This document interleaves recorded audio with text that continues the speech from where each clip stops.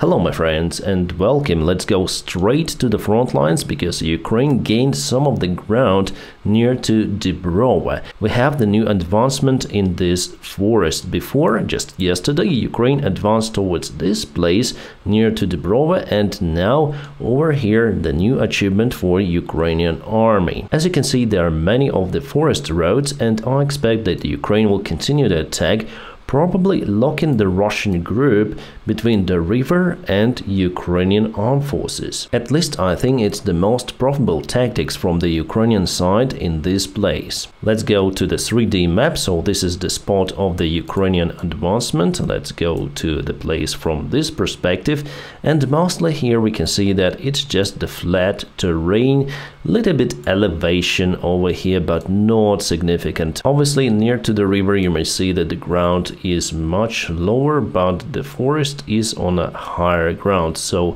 no side has the advantage in elevation. So hopefully Ukraine will be able to lock the Russian army in this place. Let's go to the village of Marinka. For now, this territory is under Ukrainian control, so Russia claimed that they've took all of the Marinka around 3 days ago, but actually they shared the fake information about this place. They are unable to move forward for 2 consecutive days. Quite a controversial information is coming from Pisky. Some sources say that Russia is able to advance towards this place.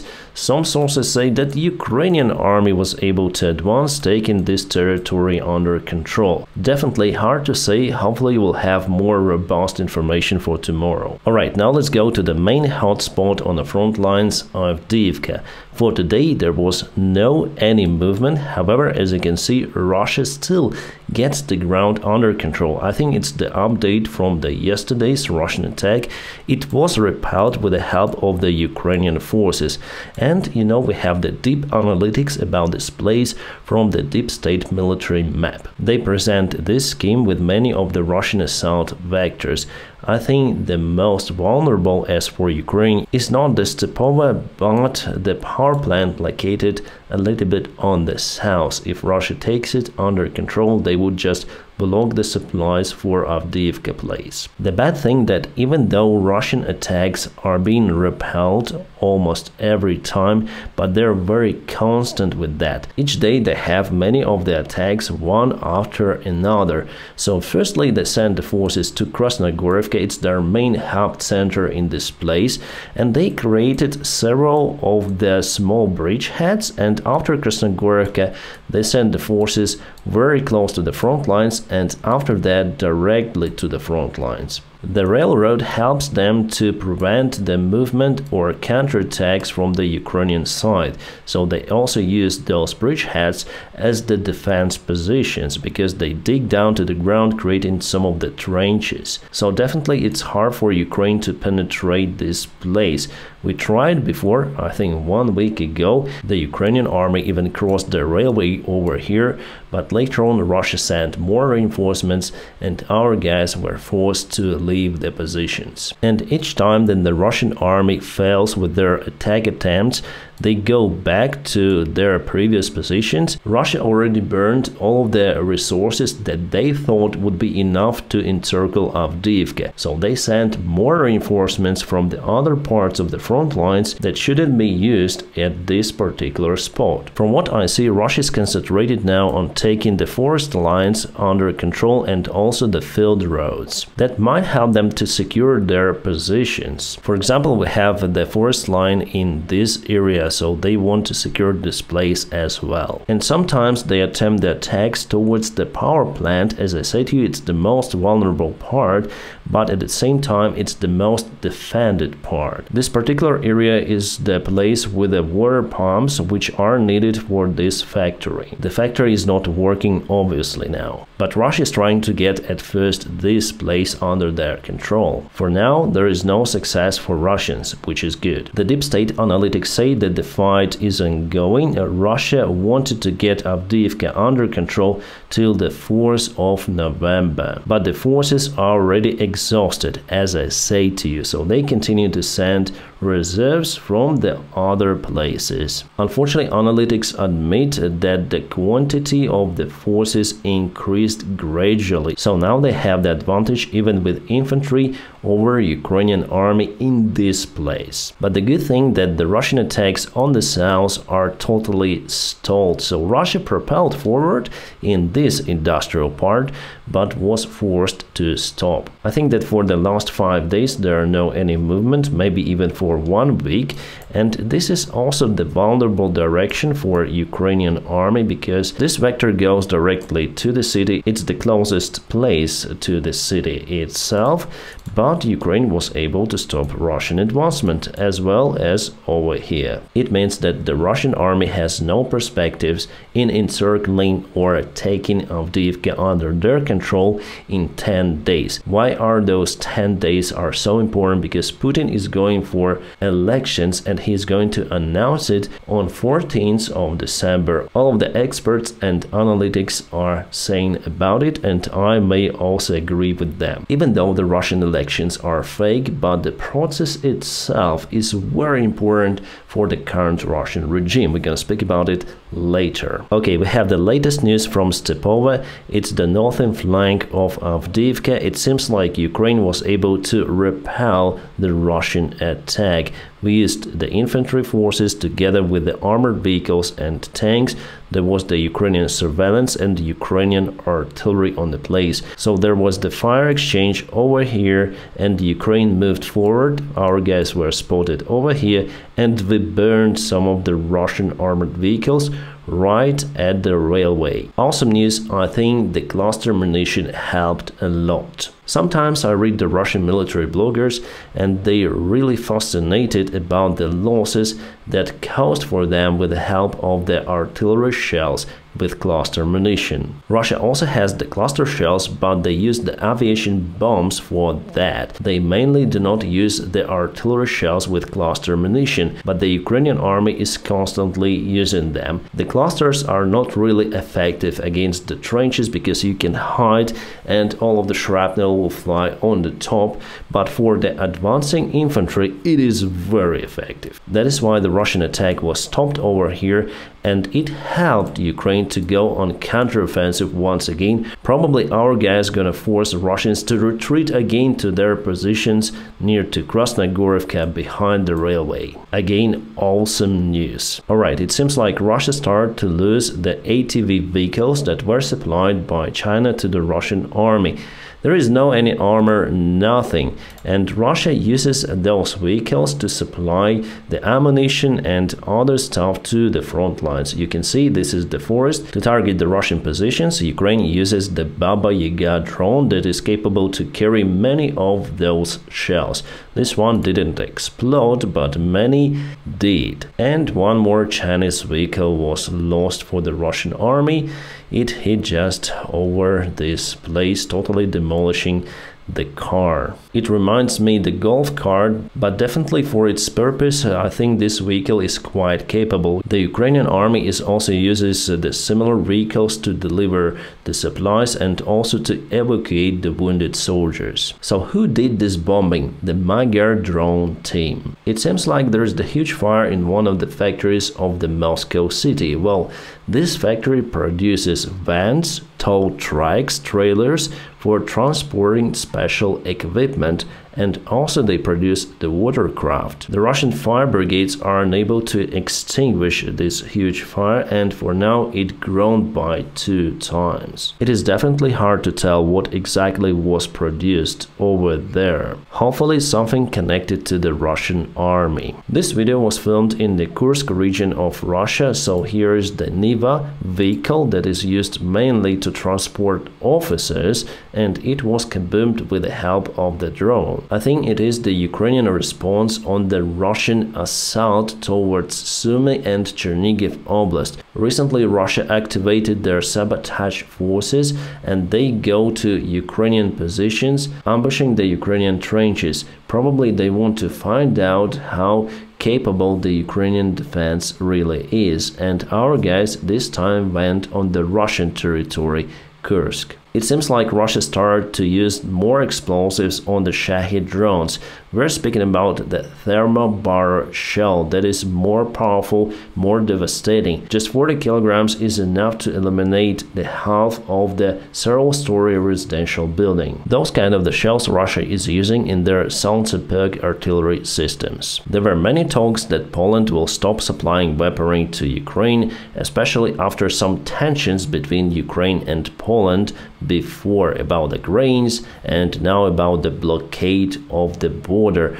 But now we have the information that Poland has sent some of the crab artillery systems and is getting ready to send 56 more. Thank you, Poland, for supporting Ukraine. By the way, about the blockade of the border, Poland and Ukraine cooperated and forced the strikers to unblock some of the checkpoints. The south direction, Russia lost the BTR-82, usual thing, they sent lots of the infantry vehicles and Ukraine is ready for this scenario. Jens Stoltenberg is quite worried about Ukraine. He says that the situation with the supplies for Ukrainian army is critical. He says that we need to be ready for the bad news. The war has several stages and we need to support Ukraine at any stage, good or bad. Probably the bad news could be Avdiivka, because we know that Russia concentrated the large group of the forces in their third attempt to get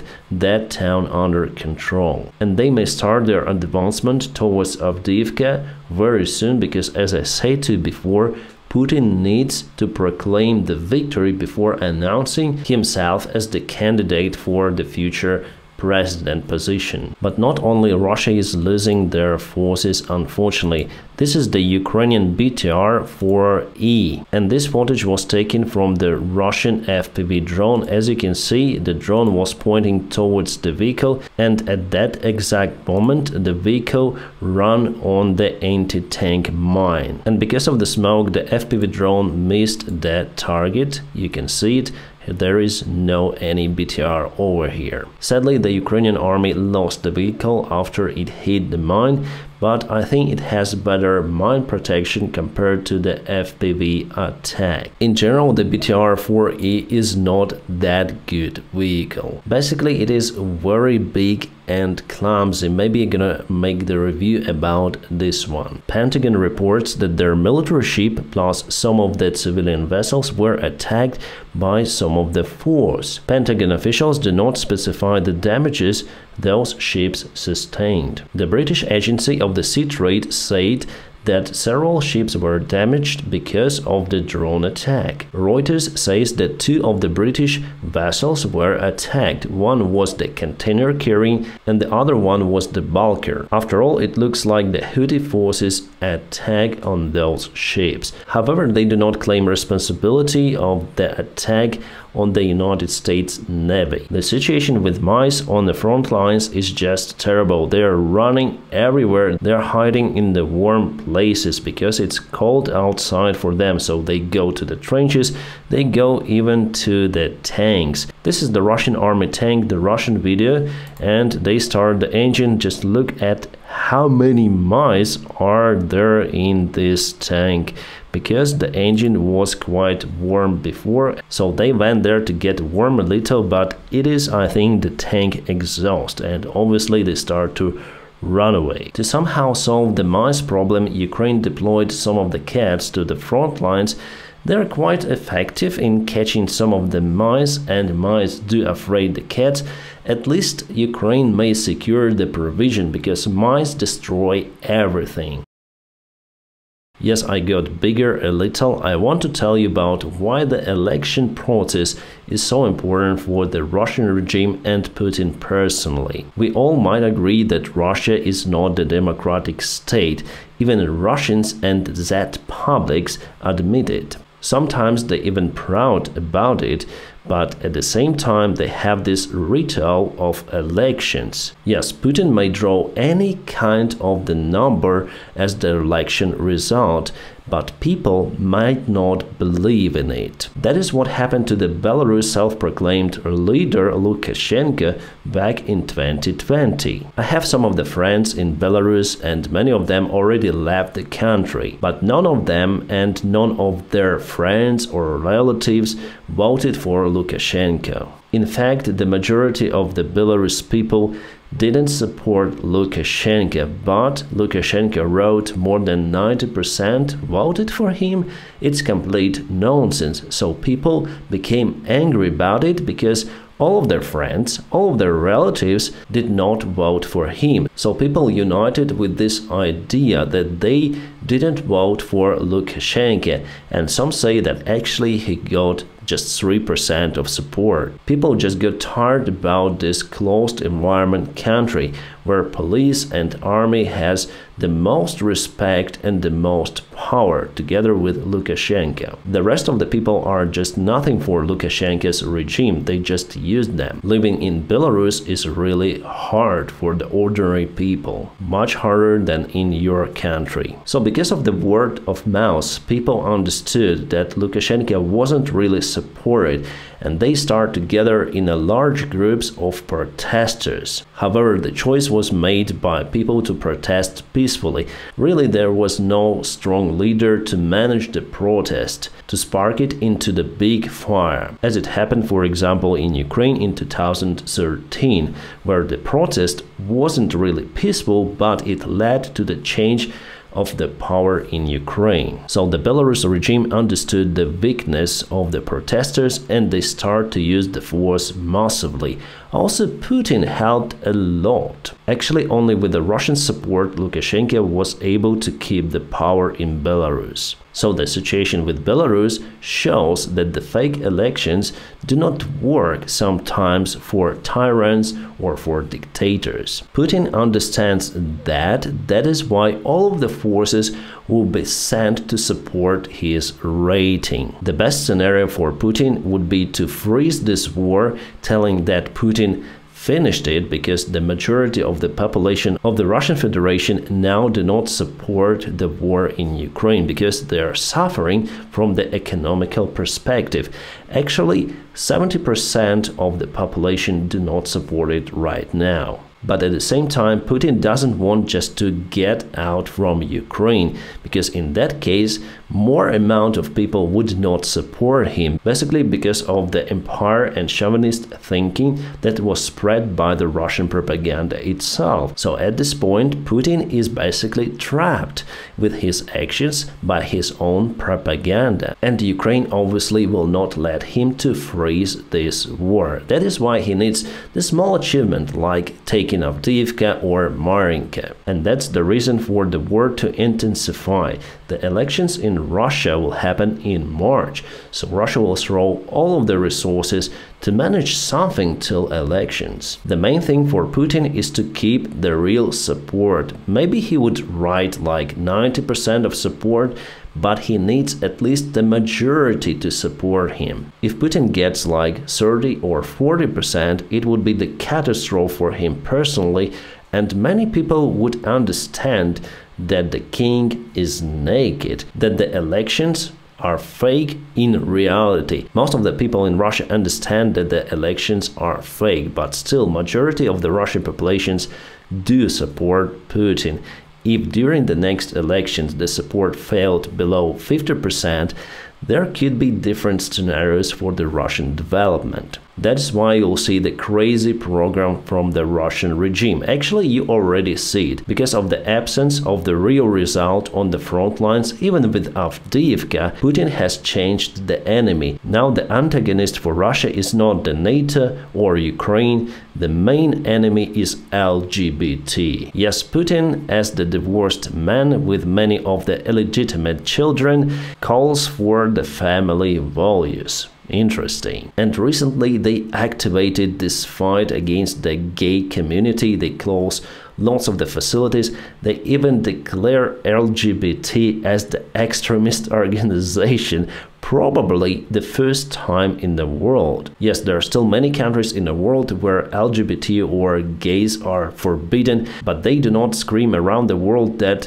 this is the Western propaganda, we need to fight against the LGBT. That is what Russia does. Yes, it is the total cringe that the government wants to see your sexual activity, which should be your private choice. But you know, it's Russia and they need the new enemy. As for instance, Israel became the new enemy for the Turkish president Erdogan. In fact, it's not the enemy and they continue to trade between each other, but this propaganda just helps Erdogan to consolidate the people around him. The same stuff goes for Putin's regime and gays. There are many gays in the Russian business, in the Russian politics, but they do not say openly about it. In general, this formula with enemy works for any kind of the country, but especially it works for the dictatorship countries. And since we are getting more closer to elections in Russia, you'll see even more cringe out there, especially if the Russian army wouldn't be able to achieve their goals on the front lines. You'll see many of the pro-Putin's concerts and you'll see how the Putin's party, United Russia, will pay tons of cash to feed the people temporarily just before elections. It usually happens like that. So hopefully you understand my point. Even with fake elections, Russia is not obviously able to maintain the current regime. But unfortunately, I think that the situation in Russia is not that dramatic for people to understand that they shouldn't be voting for Putin. So Putin has pretty much good chances to maintain his position after the elections. Plus, I think that the current Russian society is not ready to spark the huge fire of revolution. But you know what? For the last 150 years, there were at least 5 of the revolutions in Russia. And each time, no one was expecting those. And this time we have all of the ingredients for the revolutionary soup: the stupid waste of the human lives in the war, the stagnation of the country's economy, the dictator in power, and the isolation of the country. There are pretty much good chances for this soup to boil at some point. Well guys, hopefully you enjoyed this part of the video. Don't forget to press the like to this video, it helps me a lot. Also, if you want to support my channel, you may find some of the links in the video description just below. My friends, I wish you all a peaceful sky wherever you are and have a great time.